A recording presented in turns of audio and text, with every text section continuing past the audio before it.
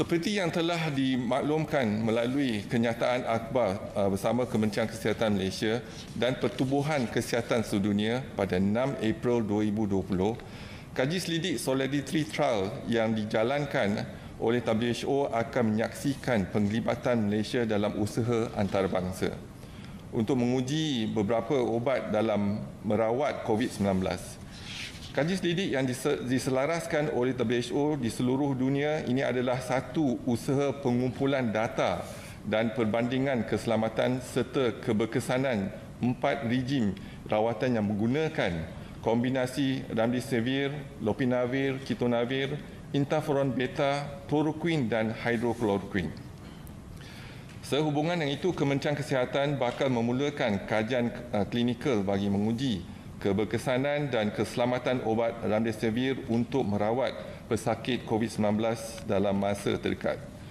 9 buah hospital yang mengambil bahagian di dalam WHO Solidarity Trial ini telah bersedia untuk memulakan pengambilan pesakit kajian di kalangan pesakit COVID-19 yang memenuhi kriteria yang telah ditetapkan.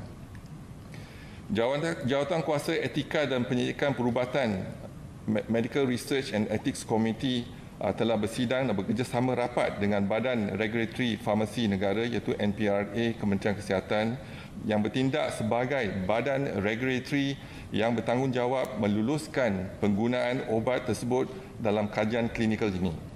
Penilaian telah dibuat berdasarkan 3 aspek utama iaitu merangkumi aspek keselamatan, kualiti dan keberkesanan awal ubat tersebut berdasarkan pada data-data yang telah dikemukakan.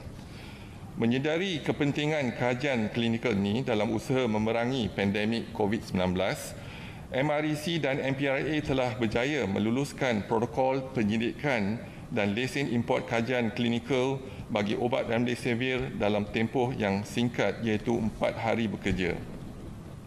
Namun pada masa yang sama dapat mengekalkan kualiti penilaian berdasarkan prosedur dan keperluan regulatory antarabangsa. Kelulusan segera ini telah tercapai melalui komitmen tinggi yang ditunjukkan oleh ahli jawatankuasa MREC dan 8 orang penilai NPRA dan pengurusan atasan bagi memastikan penilaian obat ini adalah berkualiti serta dalam jangka masa yang ditetapkan. Selain itu, kerjasama yang diterima daripada pemohon iaitu Pusat Penyelidikan Klinikal Hospital Ampang dan pihak WHO dalam memberi dokumen-dokumen yang diperlukan oleh MREC dan MPRA dalam masa yang singkat banyak membantu mempercepatkan proses kelulusan tersebut. Penyertaan Malaysia dalam kaji selidik sedunia ini dijangka dapat membantu dalam pencarian obat menyelamatkan nyawa untuk COVID-19 melalui penilaian keselamatan dan keberkesanannya.